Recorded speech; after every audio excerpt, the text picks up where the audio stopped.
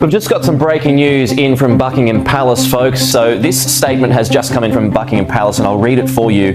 It goes on to say, His Majesty has today initiated a formal process to remove the style, titles and... 4 minutes ago, a private message reached King Charles and turned an already fragile royal dispute into a deeply personal confrontation. Meghan had not simply asked for permission to return to royal life. She had presented herself under a title connected to Princess Diana, a title the palace had deliberately banned from being used by anyone else. Charles read the wording twice, placed the message on the table, and demanded to know who had allowed it to reach the palace. Before we go deeper into what this really means for the royal family, make sure you subscribe to Royal Zone so you don't miss a single update. Charles felt the anger rise before anyone dared to speak.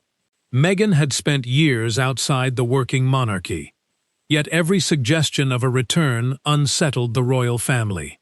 A working royal is a family member who carries out duties on behalf of the crown, and she was now asking to step back toward that world on terms that reopened old wounds. The king looked again at the phrase near the top of the request, Diana's royal successor. That ceremonial description had been privately banned because it suggested that one woman could take over Diana's public identity, her emotional place, and her influence. To him, the wording did not merely challenge palace rules. It turned a dead woman's memory into a bargaining tool during a negotiation over status, access, protection, and power. Meghan's proposal went far beyond a symbolic gesture. She wanted entry to Windsor, a place used for royal residence, ceremony, and family business. She also asked for a public appearance beside family members, restored security arrangements, and recognition as the natural continuation of Diana's humanitarian mission. Each demand carried risk, but together they formed something far more dangerous, a route back into royal life, built around the one name the monarchy could never treat casually. Charles stood beside the long table and read the page in silence. He removed his glasses, placed them beside the message, and fixed his attention on the waiting aide. "That title will not enter this family," he said. His voice was quiet. The decision was absolute.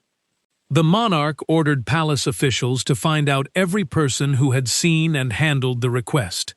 He wanted to know whether Harry had approved the language, whether Meghan had acted alone, and whether someone inside the royal household, the staff and offices that support the sovereign, had helped her.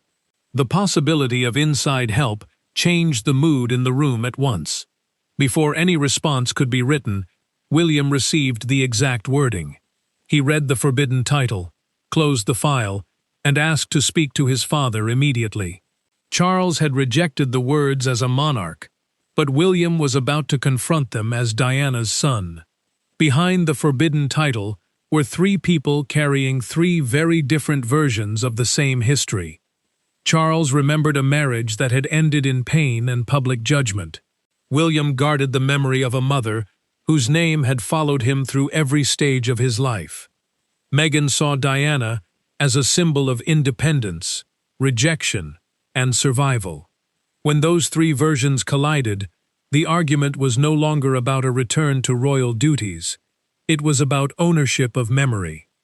Charles felt the past pressing against the authority he now carried. His relationship with Diana remained one of the most painful chapters in the monarchy's modern history, because every mention of her reopened questions about love, betrayal, responsibility, and regret. The monarchy was not merely a family. It was the institution led by the sovereign and supported by working relatives. Meghan's use of the forbidden title therefore threatened both the king's private emotions and the public order he was expected to protect. Meghan understood the comparison very differently. She believed that she and Diana had both entered royal life with hope, only to face isolation, hostile headlines, and pressure from traditions that left very little room for personal freedom. To her, the title was not theft, it was recognition. Yet Charles heard something colder inside those words. He heard an attempt to turn suffering into authority, and memory into a bargaining tool. William received the wording while preparing for a scheduled meeting. He reached the phrase Diana's royal successor, and his expression changed immediately. The prince dismissed the waiting aide, closed the folder, and stayed alone for several minutes. For him, this was not about palace rules. It was an intrusion into his mother's identity. He believed her legacy belonged neither to Meghan nor to the institution, and he would not allow anyone to use it as a path back to royal power. Harry stood in the most dangerous position of all. He understood why his wife compared herself to Diana, because he had watched Meghan struggle under the same kind of public pressure that once surrounded his mother. But he also knew how deeply William reacted whenever her name became part of a campaign. The younger brother feared that defending his wife could now be seen as betraying the woman both sons had spent their lives protecting. Camilla watched Charles grow more defensive, and quietly warned him against acting too quickly. The Queen Consort told the king during a private conversation that a harsh rejection could turn Meghan's forbidden title into a symbol of resistance. He listened, but his anger did not fade. William was already preparing his own response, and Meghan had no idea that both men were moving toward the same boundary. The forbidden words had not appeared without warning. They had been born during an earlier palace confrontation, where one sentence changed everything and turned private resentment into a full royal crisis. The title that enraged Charles had first been spoken months earlier, far from cameras and public ceremonies. It happened during a private planning meeting for a Diana Memorial Initiative at Kensington Palace. Meghan had expected her proposal to be welcomed as an act of reconciliation. Instead, she was told she would never be allowed to represent Diana's legacy in any official royal capacity. The refusal was calm, brief, and devastating, and it became the trigger for everything that followed. Meghan entered the discussion, convinced that her idea would be very difficult to reject. A memorial initiative was a limited royal program created to support causes linked to a deceased family member. And this one focused on homelessness, mental health, and vulnerable children. She believed those causes matched the humanitarian work she and Harry had already been doing. To her, participation was not a demand for power. It was a chance to return through service. William understood the proposal very differently. He knew Diana's name could attract attention, donations, and public sympathy, but he also knew how easily that influence could be turned into a personal claim.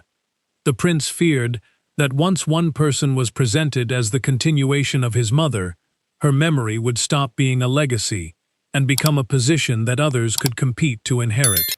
The closed meeting reached its point of no return when a senior courtier began reading Meghan's written proposal. The official described her as a possible modern continuation of Diana's compassionate mission. Before the sentence was even finished, William placed one hand flat on the table and stopped him. His voice remained controlled, but the meaning was unmistakable. No living member of this family will be presented as her successor, he said. Not Meghan, not Catherine, not even her sons. Meghan felt the rejection land with more force than anyone in the room understood. She believed the palace was willing to use Diana's image while refusing to let anyone challenge its control over her story. William believed he had just protected his mother from being turned into a royal role that could be awarded, marketed, inherited, or claimed. Neither moved closer to the other. The silence hardened around them. Harry heard Meghan's anger later, in a private recorded conversation, preserved in their personal account of the meeting. She told him the palace feared her connection with Diana because the comparison gave her influence that did not depend on royal approval. He listened, troubled by her pain, but equally aware of why his brother had drawn the line. Charles acted soon afterward. The king approved a written restriction banning phrases such as Diana's successor, Diana's heir, and the new Diana from official negotiations, invitations, ceremonial descriptions, or royal programs. The instruction was clear, private, and final. Meghan had now used the exact phrase the monarch had banned. What began as a rejected proposal was about to become a face-to-face battle over memory, authority, and the boundaries she refused to accept. The confrontation took place without cameras, ceremonial uniforms, or prepared speeches. Meghan entered believing she could force the palace to discuss her return. Charles entered determined to end the conversation before the forbidden title gained any legitimacy. Between them sat a single printed request containing Diana's name.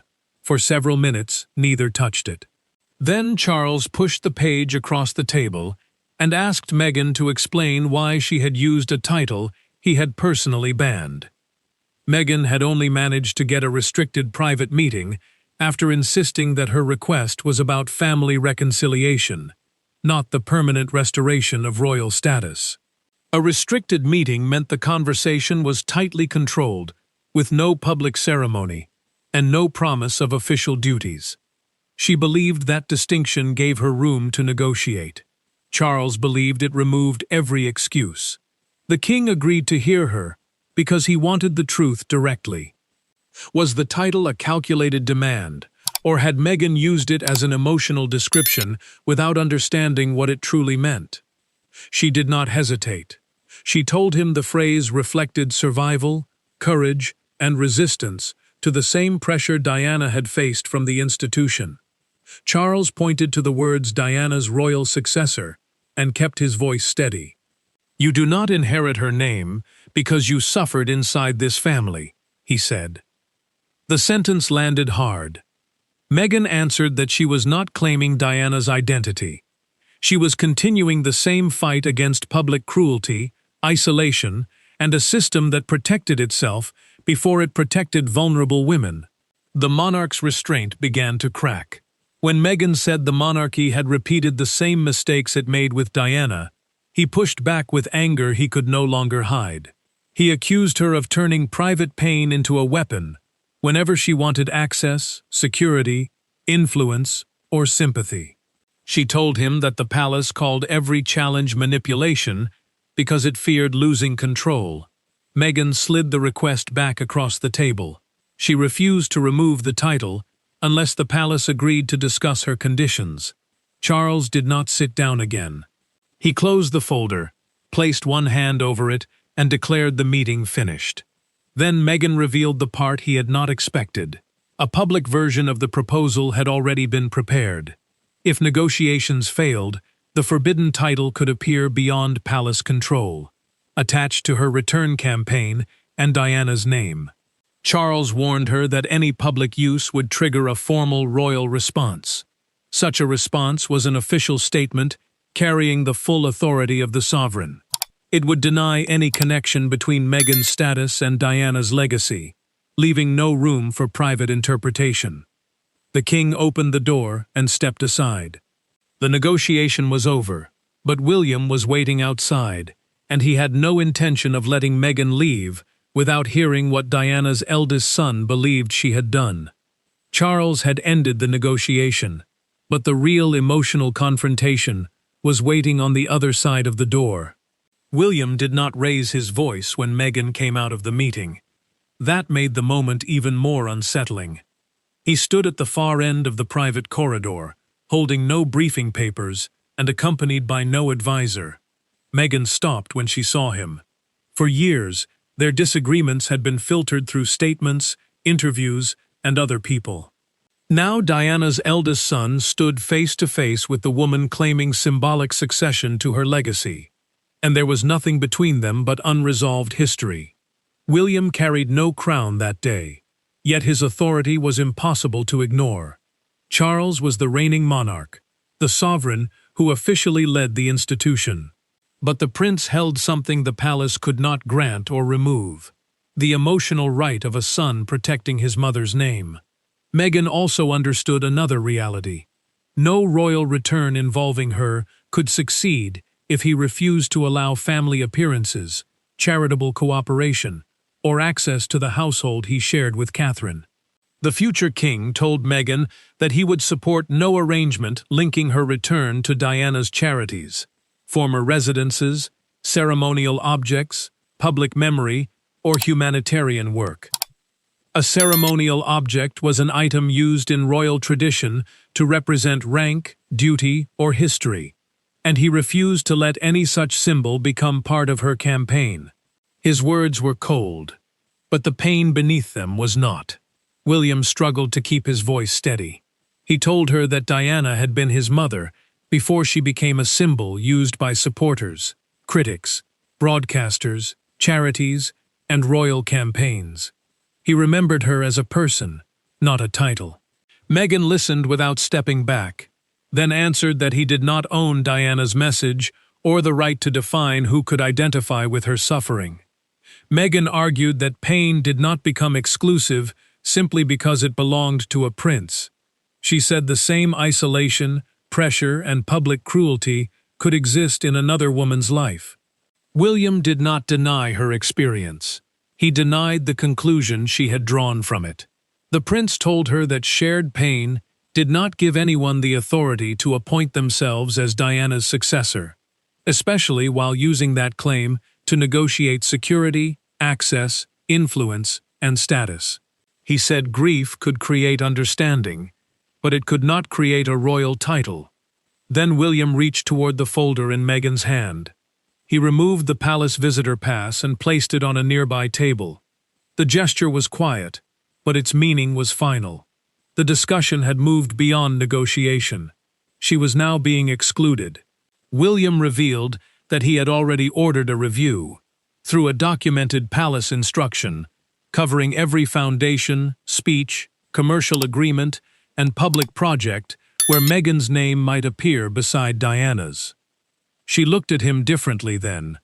This was no longer just one angry conversation. The entire royal system was moving against her. By the time Meghan turned to leave, the forbidden title had failed to open the palace gates. Instead, it had caused those gates to close more firmly than ever before. Within hours, Meghan's request disappeared from the list of matters open for any negotiation. Her planned meeting with charitable representatives was cancelled. A proposed visit to Windsor was removed. Security officials were told that no appearance could be described as royal, semi-royal, or connected to Diana's historic role. The response was not loud, but it was devastatingly precise.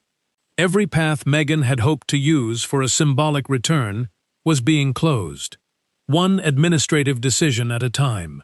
Charles approved a formal palace directive stating that Meghan held no ceremonial, constitutional, or representative connection to Diana's former position.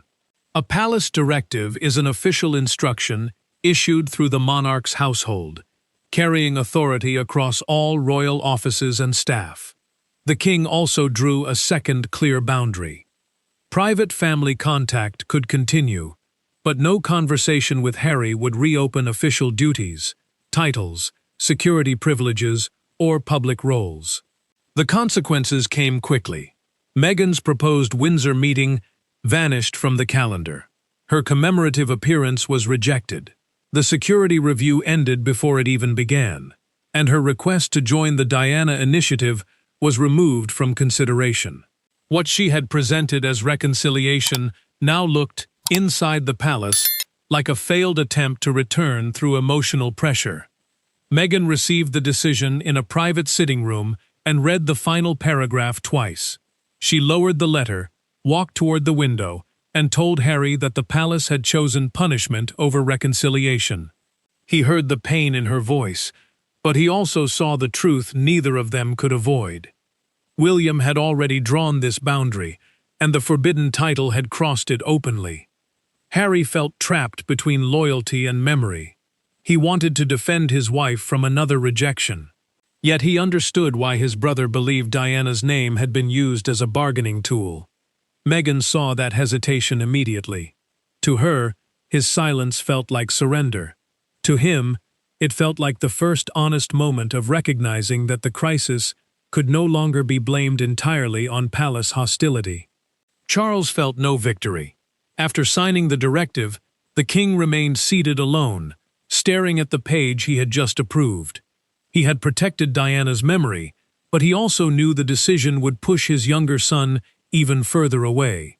Authority had solved the institutional problem. It had done nothing to heal the family. Then the palace uncovered something worse. A media announcement using the forbidden title had already been written and shared with a small group of people in Meghan's communications circle. The discovery came through a documented internal briefing, confirming that the phrase was ready to enter the public battle. Meghan now faced one final choice: release the statement and begin an open public war, or withdraw the title and accept that her royal return had failed. Harry asked for one private conversation before she decided. With the institution removed from the room, husband and wife were finally forced to face what the title had truly cost them. Harry waited until the calls stopped and the advisors had left. Then he placed Meghan's prepared public statement on the table between them. For once, there was no argument about press strategy, security, palace prejudice, or constitutional power. There were only two people exhausted by years of conflict. Harry looked at the title attached to his mother's name and admitted what he had been avoiding saying. Defending Meghan did not require him to accept that she had become Diana's successor. Meghan heard the words as a betrayal. For years, Harry had defended the comparisons because he saw the same pressure, scrutiny, fear, and isolation in both women's lives. Diana's symbolic position meant the emotional place she held in public memory, not an official office that could legally pass to someone else. Yet the palace confrontation had forced him to face the line between sharing her suffering and claiming her identity. Harry told Meghan the phrase had to be removed. He also said the public announcement could not be released. His voice remained low, but the decision carried the weight of everything they had already lost. Another statement might wound Charles, deepen William's anger, and turn Diana's name into the center of a battle that neither side could truly win. Meghan felt abandoned by the one person she believed truly understood her intention. She insisted the title represented survival, not ambition. Then she asked why Harry had defended the connection for years, only to reject it the moment the palace became furious. To her, his change of heart felt like proof that royal pressure still controlled their choices from thousands of miles away. Harry did not look away. He told her that Diana's memory had become the battlefield on which every single family disagreement was now being fought.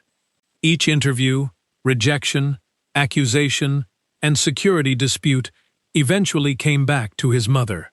He could no longer let her name carry another war. Supporting Meghan, he said, had to mean protecting their future, not repeating Diana's tragedy over and over again. Meghan reached for the prepared statement. She looked one more time at the forbidden title and slowly tore the first page in half. Harry did not smile or claim victory. He reached across the table and held her hand as the anger between them gave way to something quieter and more painful. Then, Meghan admitted what she had been resisting saying. Part of her desire to return came from a need to prove that leaving the monarchy had not erased her importance. Harry answered with his own truth.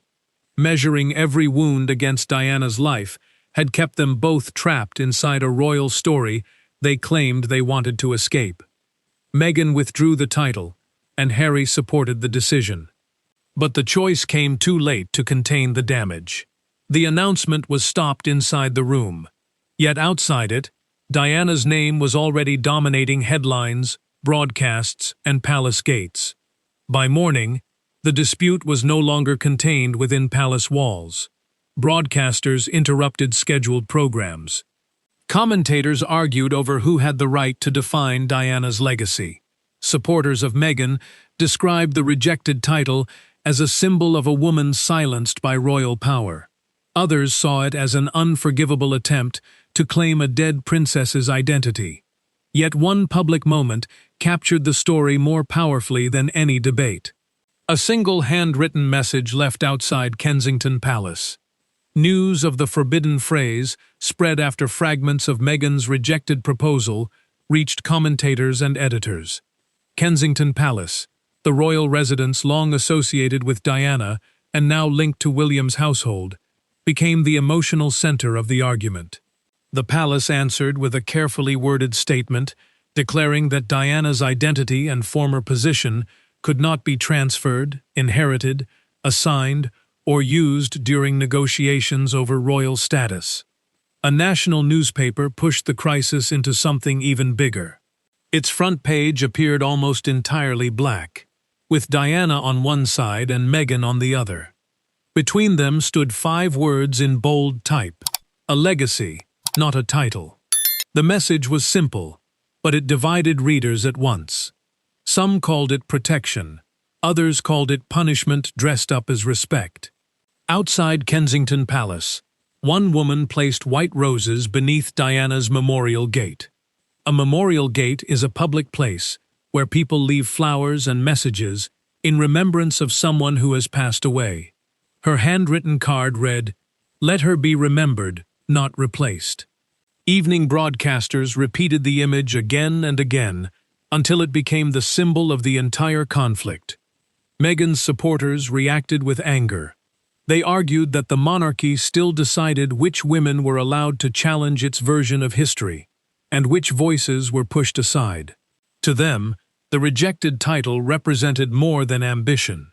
It exposed the same old battle between personal truth and royal control. William watched the coverage without any satisfaction. The prince had wanted to protect his mother, yet Diana had once again become the center of a very public war. He saw the flowers, the headlines, and the arguments, and understood that victory could still feel like loss. Charles faced pressure to issue a harsher response, but the king refused. Through a documented palace briefing, he learned that Meghan had withdrawn the title and stopped the prepared announcement. He decided the palace would acknowledge that withdrawal privately, allowing the crisis to end without publicly humiliating Harry. The public had already chosen sides. Charles chose closure instead. With the world demanding a winner and a loser, the monarch prepared one final decision: not to reward Meghan, but to close the wound permanently.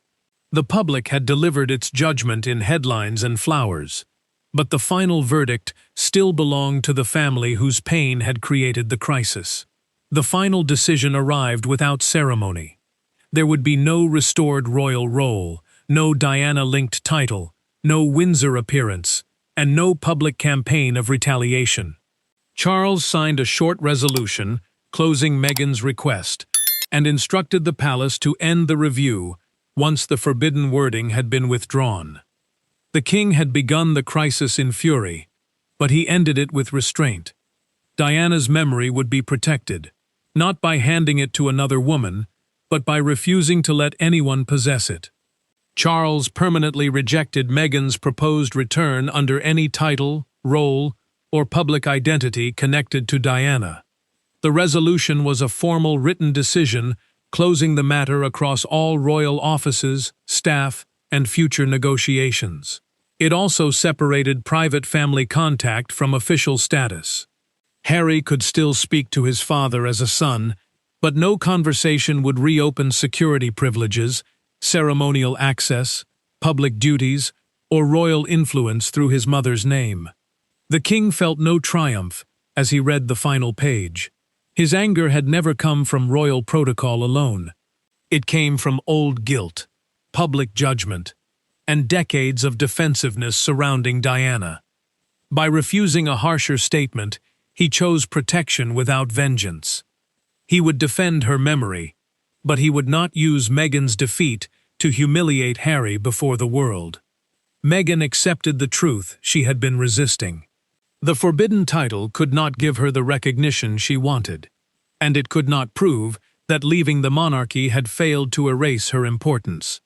Her attempt to force a return had collapsed, yet withdrawing the public announcement stopped that failure from defining every chapter still ahead of her.